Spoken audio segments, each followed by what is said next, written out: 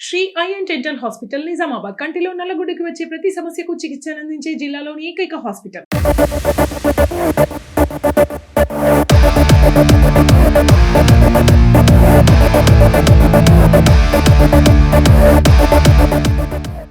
ఆర్మూర్ మున్సిపాలిటీలోని 17వ వార్డులో ఇమ్రాన్ గారు, వారితో పాటు వారి శ్రీమతి కౌసర్ బేగం గారు, వాళ్ళతో పాటు దాదాపు 500 మంది మరి కార్యకర్తలు ఈరోజు బీఆర్ఎస్ పార్టీలో చేరడం జరిగింది. వారిని మనస్ఫూర్తిగా పార్టీలోకి ఆహ్వానించి చేర్చుకోవడం జరిగింది.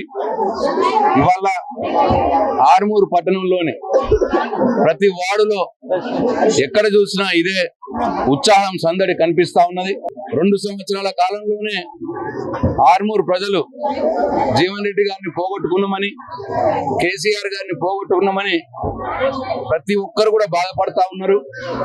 10 సంవత్సరాల కాలంలో ఆర్మూరులో కని విని ఎరగని రీతిలో కేసీఆర్ గారి దయతో, కేటీఆర్ గారి దయతో జీవన్ రెడ్డి గారు అనేక వందల వేల కోట్ల రూపాయలు తీసుకొచ్చి అభివృద్ధి చేసిన సంగతి ఇవాళ ఆర్మూరు పట్టణంలోని వాడవాడన ప్రతి ఒక్కరు కూడా గుర్తు చేసుకుంటా ఉన్నారు.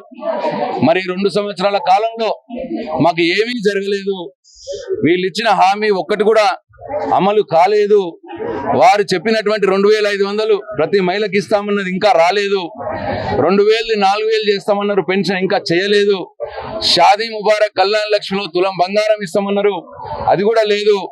ఇట్లా ఏ ఒక్క హామీ కూడా ఇవ్వకుండా మాయ మాటలు చెప్పి మమ్మల్ని మోసం చేసిండ్రు అని చెప్పి ఇవాళ ఆర్మూరు పట్టణంలోని ప్రతి ఒక్కరు కూడా గ్రహించినారు. మోసపోయినందుకు, రేవంత్ రెడ్డి మాటలు నమ్మి మోసపోయినందుకు ఇవాళ బాధపడతా ఉన్నారు. తప్పకుండా ఈ రేవంత్ రెడ్డి చేసిన మోసానికి ప్రతీకారం తీసుకుంటామని చెప్పి ఆర్మూరు పట్టణ ప్రజలు చెప్తా ఉన్నారు. తప్పకుండా ఈ ఎలక్షన్లలో మరి కాంగ్రెస్ పార్టీని చిత్తుగా ఓడించి బీఆర్ఎస్ పార్టీని కారు గుర్తు కోటేసి బీఆర్ఎస్ పార్టీ బలపరిచినటువంటి అభ్యర్థులు, జీవన్ రెడ్డి గారు బలపరిచినటువంటి అభ్యర్థుల్ని మంచి మెజార్టీతో గెలిపించి ఆర్మూరు మున్సిపాలిటీ పైన గులాబీ జెండా ఎగరవేపిస్తాము అని చెప్పి ప్రతి ఒక్కరు కూడా ఇవాళ చెప్తా ఉన్నారు. మొట్టమొదటిగా ఇవాళ 17వ వార్డులో ఏదైతే ఇంత పెద్ద ఎత్తున తరలి రావడం అంటే మామూలు విషయం కాదు. ప్రజల్లో మరి వాళ్ళు అన్నారు ప్రభుత్వంలో మార్పు తెస్తాము అన్నారు.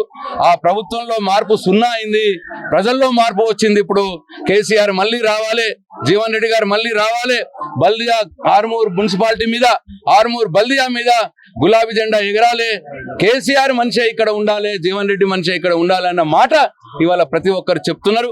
మరి వాళ్ళ పార్టీలో చేరిన అందరు కూడా హృదయపూర్వకంగా నా ధన్యవాదాలు, కృతజ్ఞతలు తెలియజేస్తూ ఇదే స్ఫూర్తితో ముందుకు పోవాలి, ఎలక్షన్ల చివరి రోజు దాకా కూడా ఇదే ఉత్సాహం ఉండాలని చెప్పి వారిని కోరుకుంటూ సెలవు తీసుకుంటున్నా. జై తెలంగాణ.